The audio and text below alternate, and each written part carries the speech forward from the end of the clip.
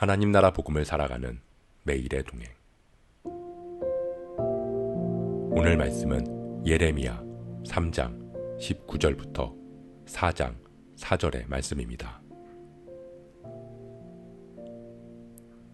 내가 말하기를 내가 어떻게 하든지 너를 자녀들 중에 두며 허다한 나라들 중에 아름다운 기업인 이 귀한 땅을 내게 주리라 하였고, 내가 다시 말하기를 너희가 나를 나의 아버지라 하고 나를 떠나지 말 것이니라 하였노라.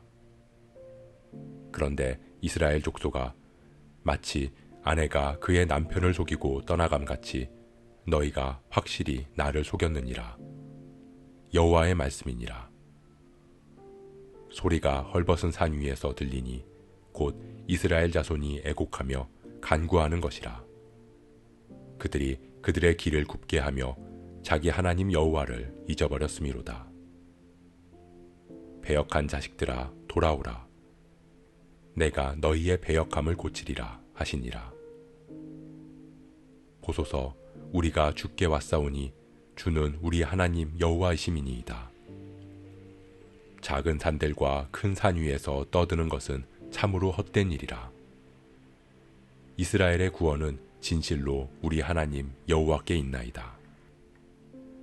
부끄러운 그것이 우리가 청년의 때로부터 우리 조상들의 산업인 양떼와 소떼와 아들들과 딸들을 삼켰사온즉 우리는 수치 중에 눕겠고 우리의 지옥이 우리를 덮을 것이니, 이는 우리와 우리 조상들이 청년의 때로부터 오늘까지 우리 하나님 여호와께 범죄하여 우리 하나님 여호와의 목소리에 순종하지 아니하였음이니이다.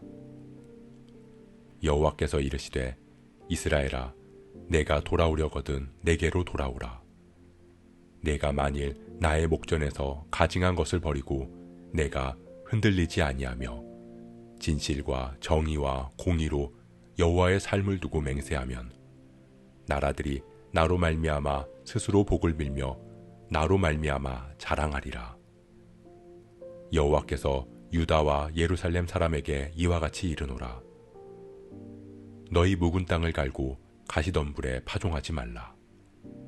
유다인과 예루살렘 주민들아, 너희는 스스로 할례를 행하여 너희 마음 가죽을 베고 나 여호와께 속하라. 그리하지 아니하면 너희 악행으로 말미암아 나의 분노가 불같이 일어나 사르리니 그것을 끌 자가 없으리라.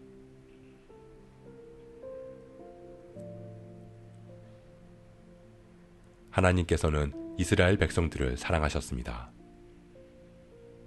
그들을 자녀로 삼으시고 가나안 땅이라는 아름다운 기업을 허락하셨습니다.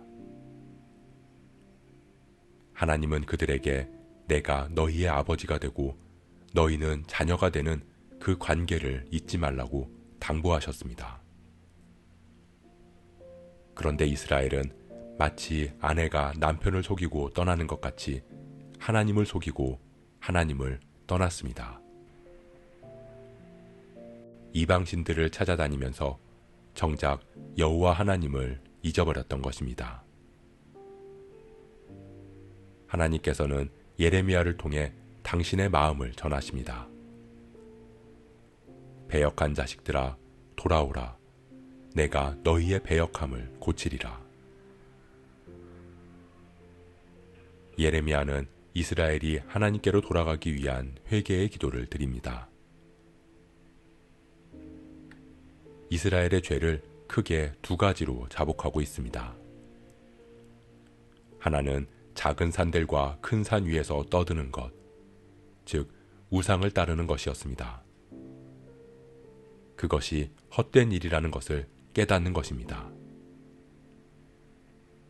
풍요로움을 구하기 위해서 우상을 찾아다녔지만 양떼와 소떼, 아들들과 딸들을 삼킨 것 같이 피폐해진 삶을 보았기 때문입니다. 두 번째는 여호와 하나님의 말씀에 순종하지 않은 것입니다. 이스라엘을 택하고 자녀 삼으신 하나님의 목소리에 귀를 닫고 스스로 원하는 대로 살아감으로 수치를 당했던 삶을 회개하고 돌아가자는 것이었습니다. 이에 하나님께서는 말씀하십니다. 이스라엘아, 내가 돌아오려거든 내게로 돌아오라. 이스라엘이 돌아오기를 촉구하시며 하나님께로 돌아가려면 어떻게 해야 하는지를 가르쳐 주십니다. 먼저 가증한 것을 버리고 흔들리지 않아야 합니다. 가증한 것, 우상들을 버려야 합니다. 하지만 그것은 결코 쉬운 일이 아닐 것입니다. 왜냐하면 나의 삶을 흔들며 불안하게 만들 수 있기 때문입니다. 우리는 더 이상 눈에 보이는 신상이나 나무에 절하며 그것들을 섬기지 않습니다. 불상 앞에서 기도하거나 돼지 머리를 놓고 절을 하지도 않습니다. 그렇기에 나는 우상 숭배를 하지 않는다 라고 여길 때가 많습니다. 하지만 지금 우리 시대의 우상은 그런 저급한 모습뿐만 아니라 눈에 보이지는 않지만 더 강력한 모습으로 우리의 삶에 들어와 있습니다. 그것은 이성과 문화와 가치관이라는 이름으로 존재합니다.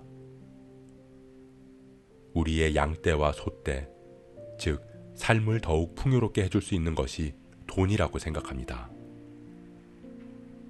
여기저기 투자하면서 재산을 불리는 것을 재테크라는 이름으로 포장합니다. 우리 아들들과 딸들을 더욱 풍요롭게 해줄 수 있는 것이 학벌이라고 생각합니다. 어떤 방법을 써서라도 자녀를 인류대학에 보내는 것을 최고의 자녀교육이라고 여깁니다. 그런 우상들을 버리려 할 때 우리는 흔들리지 않을 수 없습니다. 당장 망할 것 같고 뒤처질 것 같고 자녀들이 잘못될 것 같다는 두려움이 들기 때문입니다. 하나님보다 앞서는 것, 그것이 돈이든 성공이든 학벌이든 자녀든 그것을 버리고 흔들리지 않을 때 우리는 여호와 하나님 앞으로 돌아갈 수 있습니다. 또 하나는 진실과 정의와 공의의 삶을 살아가야 합니다. 진실과 정의와 공의는 하나님의 성품입니다. 하나님께서는 이스라엘에게 끊임없이 진실과 정의와 공의를 가르치셨습니다. 자녀된 우리 역시 하나님 닮은 모습으로 살아가야 한다고 말씀하십니다. 진실과 정의와 공의는 우리의 삶의 모습 속에서 드러납니다. 하나님께서 이스라엘을 택하신 이유는 그들을 통해서 모든 민족이 복을 받게 하기 위함이었습니다. 하나님께서 우리를 자녀 삼아 주신 이유 역시 우리를 통해서 우리의 이웃과 세상이 복을 받게 하기 위함입니다. 하나님을 믿는다는 것은 내가 복을 받기 위해서가 아닙니다. 나를 통해서 하나님의 축복이 우리 주변으로 흘러가게 하기 위해서입니다. 배부를 때 굶고 있는 이웃이 보이지 않고 편안한 때 소외된 사람들이 눈에 들어오지 않고 기쁠 때 눈물을 흘리고 있는 세상이 보이지 않는다면 복을 혼자서만 누리고 이웃과 세상으로 흘려보내지 않는 하나님의 정의와 공의를 저버린 모습이라고 할 수 있을 것입니다. 사업체를 운영하면서 직원들에게 정당한 보수나 환경으로 대우하고 이익을 더 취하기 위해서 거래처의 손해를 강요하지 않고 나의 승진과 안정을 위해서 동료를 이용하지 않는 것. 그렇게 삶의 자리에서 진실과 정의와 공의의 모습이 회복될 때 우리는 여호와 하나님 앞으로 돌아갈 수 있을 것입니다. 사랑하는 성도 여러분, 우리는 지금 하나님 안에 머무르고 있습니까? 아니면 하나님을 배신하고 떠나 있습니까?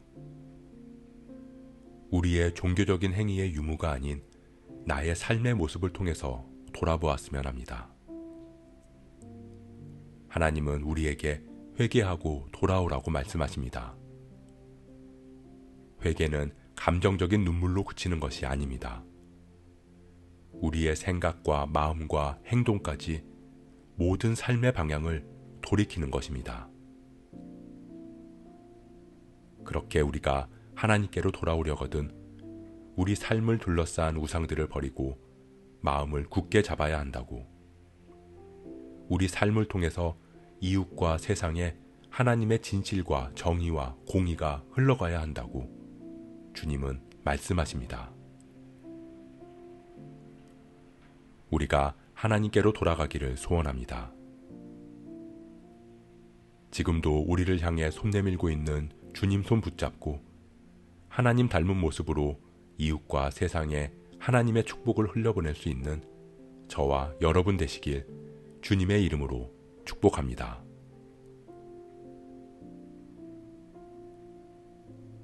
오늘 말씀 묵상하면서 기도함으로 마음에 새기겠습니다. 이스라엘을 사랑하심 같이 우리를 사랑으로 자녀 삼아주신 하나님, 하나님께로 돌아오라는 그 음성에 순종하는 우리가 되게 하옵소서. 하나님보다 나를 더 풍요롭게 해줄 것 같다고 여기는 헛된 우상들을 다 버리고 진실하고 신실하게 정의와 공의에 하나님 닮은 모습으로 삶을 돌이키게 하옵소서. 그렇게 하나님에게로 돌아가서 그 은혜와 사랑 안에 머무르는 우리가 되게 하옵소서. 이 모든 말씀 한없는 사랑으로 우리를 부르시는 예수 그리스도의 이름으로 기도합니다.